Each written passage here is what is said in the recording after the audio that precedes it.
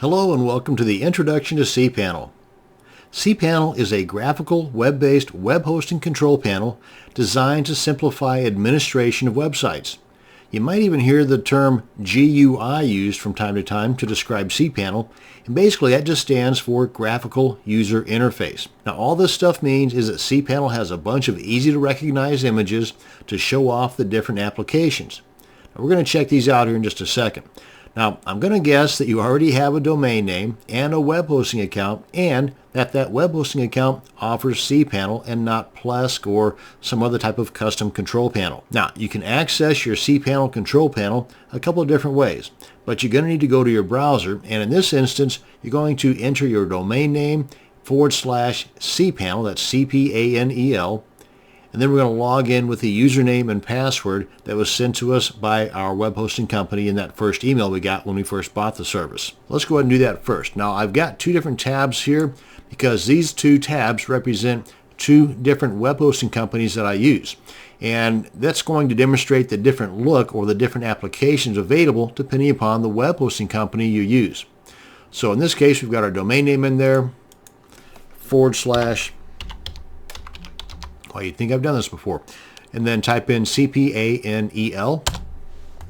And had I not just logged in earlier, I would have been presented with a login box. Let me go ahead and log out like this. And in this case, I would enter the username and the password that I received in that initial email from that web hosting service. Now, as you can see up here in the browser bar, we've got this little padlock and the HTTPS. That signifies that we are logged in securely. Now let's do the same thing over here, and a different way to log in is you type in the domain name in the browser bar like we've got there, and instead of a / in cPanel, we put a colon, that's the two dots, and then a number, either 2082, that's the unsecure login, or 2083, like this, and that's the secure login method. So let's try the 2082.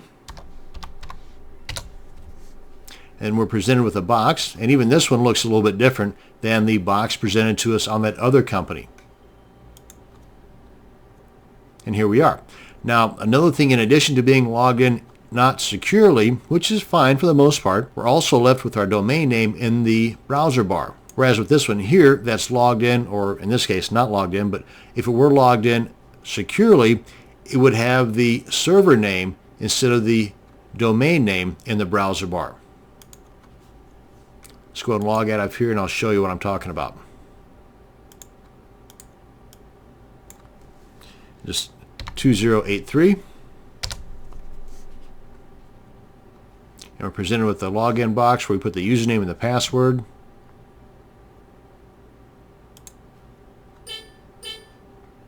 Log in.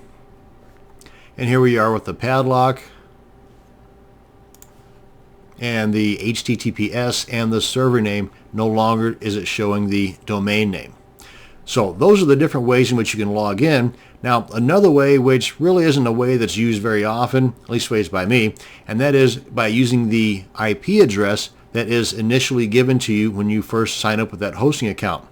Because whenever you first sign up with a hosting account, you're providing them, for the most part, with a domain name that they can then attach to that hosting account. Now, instead of that domain name being immediately accessible to that hosting account, because it's got to propagate, as they call it, through the internet first, which can take a couple of days or so, instead of waiting for that, they give you, they being the web hosting company, give you an IP address that you can use to log in.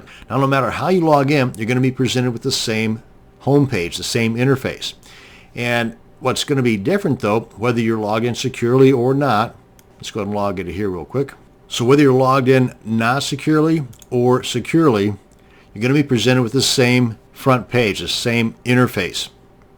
What's going to be different, though, is the applications available, again, depending upon the web hosting service you're using. For example, just at a quick glance, if I toggle back and forth between the two, you'll see that one difference is right in here, where on this account, I'm given this particular application, R1 Soft Restore Backups, and that's not available on this one. But on this one, I've got, what is that, Anonymous FTP, but not on this one. No Anonymous FTP on this one. So again, it just depends. The thing though is that if you see an application or you encounter an application either through this video or another video or some other means, and it's something that you might be interested in using, simply contact your web hosting company and tell them, hey, what's the worst that's going to happen? They'll say no. But a similarity between cPanels, no matter what hosting account you're going to have, is the setup. You're going to have different panels with these different applications here. And on the left side, you're going to have a column of information, the stats, and you're going to have frequently accessed areas, which you can zip to by just clicking on the links here. These are areas that I've been frequently accessing, and you can do a search here, and there might be some notices in here too. Basically, I find this is more of an advertising area than anything else for the web hosting company. But under the stats here, be familiarized with what is available here, because in some scripts that you're going to use, they might require you to know the path to SendMail or the path to Perl. So at least ways now you know where it is. You may not have to ever know what it is, but at least now you know where it is in case you need to know. And you can collapse those stats, which is usually the case by default. Now over here under the different panels you've got, you can drag these back and forth to your own personal preference. So speaking of preferences, if you find that you never use this one, stick that puppy down at the very bottom. Put one of the more frequently accessed panels closer to the top. Again, just for convenience, just for personal taste. Totally up to you. And you can also collapse these guys just to get them out of the way, like so.